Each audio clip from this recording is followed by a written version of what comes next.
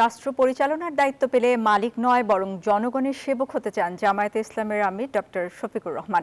দেশে দুর্নীতির তীব্রতা উল্লেখ করে তিনি বলেন, সুযোগ পেলে দুর্নীতিবাজদের হাত অবশ করে দেওয়া হবে। সোমবার সন্ধ্যায় রাজধানীর কাফরুল উত্তর থানার পথসভায় এসব কথা বলেন তিনি।